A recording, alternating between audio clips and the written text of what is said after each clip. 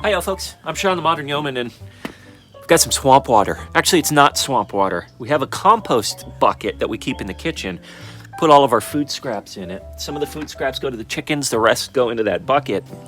And that bucket, that compost bucket, gets nasty after some time. It just gets caked up with coffee grounds and gluck from old food. And so even though I dump the compost bucket regularly in the compost pile, it still gets pretty gross. And so after a while, what I'll do is I'll trade out buckets, and in the old bucket, the nasty bucket, I'll fill it up with water. Oh, it stinks. I'll let it sit for a few days and kind of ferment. And in the case of the winter, it'll freeze overnight. But it's been a week since this thing is sitting out here, and from everything that I understand, this stuff is gonna be amazing on my compost pile. So I'm gonna go pour it on. I have to say I'm really proud of my compost operation here on the homestead. Some things have gone quicker than other things in terms of homestead progress, but one achievement that I'm very, very happy about is how well my compost pile has grown and matured and yielded actually really great garden beds for us last spring, and I'm excited to see what kind of results we can get in our garden this coming spring. Speaking of the garden, I've been thinking a lot lately about getting some cold weather plants started, some greens of some kind, and so I am actually going to be taking a look at some of our seed collection greens and see what can potentially get started. I've got an idea for what I might be able to do in terms of like a mini greenhouse, a free mini greenhouse. We've got collards, we've got spinach, Chijimisai, we've got bok choy, and we could probably pick up some more this weekend or over the next few weeks. Look, it's cold out. You might be able to see the snow. I'm not sure if you can see it. But I'm thinking of spring already. I'm thinking of gardens. I'm thinking of pre-spring, where I could maybe get some things going. And so that's why my little mini greenhouse idea might be effective. Let's go see what we've got out in the barn. Maybe I can work something up. So before I show you guys what I'm thinking, take a look. The chickens are doing their work in these beds. Sometimes we throw little bits of old food in here for them, which appears to be the case right now, but I can tell you, every morning when I get up and look out here, the chickens are busy scratching away at these beds. I mean, take a look at how turned over the soil in these beds are. Here's a bed that we experienced a lot of problems with. What is this thing? I have no idea. This is a bed we experienced a lot of problems with last gardening season because of squash bugs. They've dug right through it. I'm assuming that they've just been eating the squash bugs. Same with this bed. There were a ton of squash bugs, and the chickens have been busy at work exactly like I wanted them to be. Now, we gave them all this room here, and they do go out there in that quarter acre or tenth of an acre or whatever it is, and they'll root around in there. But most of their day is spent here in the garden working these beds, which I'm very happy for because that preps the garden in a very good way. It gets poop. It gets them eating all the bad bugs. It gets them turning stuff over. It's a good thing. Chickens eating your garden beds in the winter. I think I'm going to do this every winter from now on. Anyways, but what I'm thinking about doing is getting some old windows and putting some of those old windows to cover one of these garden beds. Underneath the old window, or windows, I'll put trays where I'll be growing seedlings.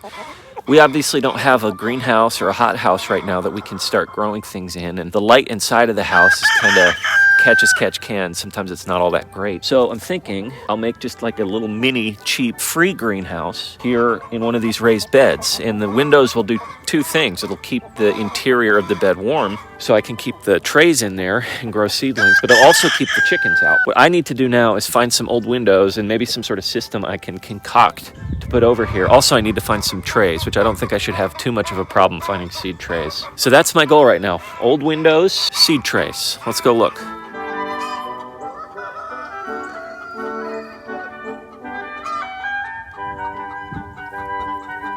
All right, garden shed's a little unkempt. It's been several months since we needed to root around in here, but yeah, we've got seed trays.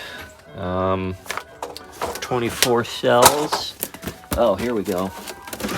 Good night. This is good. Seed trays galore.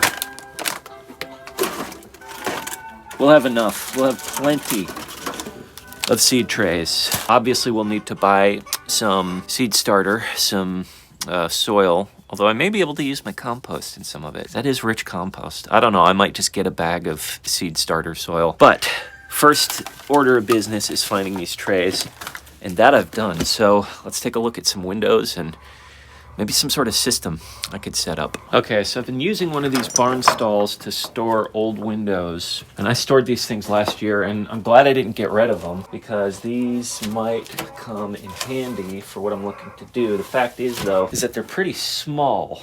So what I'm gonna do is I'm gonna take 2 of these, set them up on a bed, and see how they'll fit and if I need to make some sort of adjustments to make it work. Otherwise, I think there's other windows that my dad might have, old windows, but I'm gonna try these out and let's see what it looks like.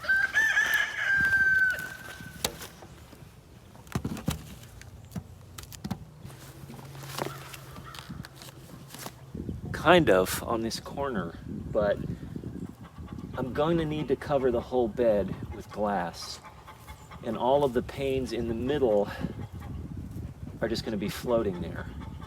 Maybe I can find like a 2x4 to stick down the middle that those middle panes can rest on. I'm gonna go do that.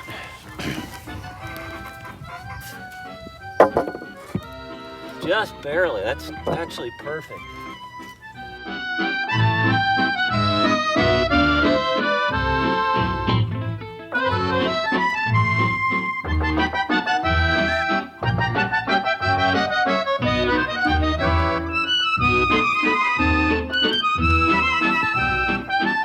A big question is whether there'll be enough room for these plants, these seedlings, to start growing. And I think it's hard to see, but I think there will be.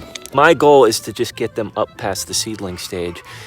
Once they're hardy enough and they're past the seedling stage and they're cold plants, they're cold weather hardy plants, I think they'll be fine to last on their own, even in nights where we have freezing weather. So the goal is just to get them through that kind of very delicate first few weeks. Once they get past those first few weeks, they're a lot stronger and a lot hardier and can survive pretty easily, I think. You guys watching this, if you know better, please tell me. Oh, I'm smelling chicken poop. That's a good thing, right, gals?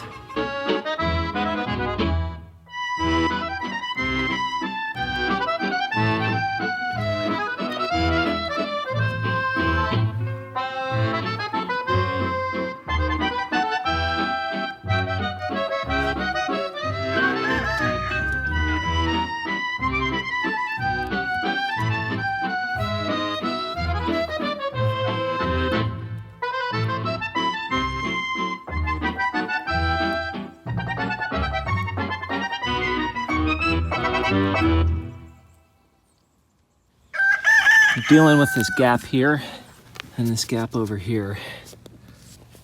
So if I can figure out a way to cover those gaps, maybe just put some fabric in there, some of my cold cloth. And by the way, the reason I haven't just started using cold cloth altogether, number one, these chickens would peck right through that. They'd make short work of that cold cloth. They'd bust right through it. That's the primary reason. The second reason is we noticed when we had cold cloth, when these beds were set up over there last year, that the sun didn't hit it as much. I still want the sun to have direct contact on these seedlings, which, you know, once I give these windows a clean, won't be a problem. The cold cloth does block some of the sun. Not much, but some. And when those seedlings are really, really young, you want them to have an ideal conditions to grow. So that being said, I can still put cold cloth in these little gaps right here. Something to just block the cold air, the frozen air from coming in. All told, my idea here, my free greenhouse, my mini greenhouse, is gonna work, and I can probably get some seedlings going. When you don't have the means or the necessary infrastructure to get going with something you need, aka in this case, growing seedlings, getting ready for spring, you make do with what you have. And so I think we've got ourselves a decent solution here. Here's hoping. And before I forget, let's take a look at some of the progress that Dad's made over in the Yo cottage on the other side of the homestead. Let's see what he's done. Well, I'm impressed. I'm taking a look at what this little vestibule looks like compared to what it was just a few days ago, and it's pretty amazing. Well done, Dad. Well, thank you. You've got the laundry center in here. Right, yep. Already had the inaugural load of laundry. Nice, and it works good, did really dries well. Yep. Perfect, and then you put in this Kind of a shelving unit. shelving unit right here. We wanted to get one that was enclosed just because, you know, the laundry detergent and dryer sheets and lost cause socks and all of that stuff. Don't want that just hanging out. Sure. Nice, and then of course the room itself is all paneled out. Compared with what this did look like, this looks incredible. Well done, Dad. Well, thank you. Yep, I think it was worth it.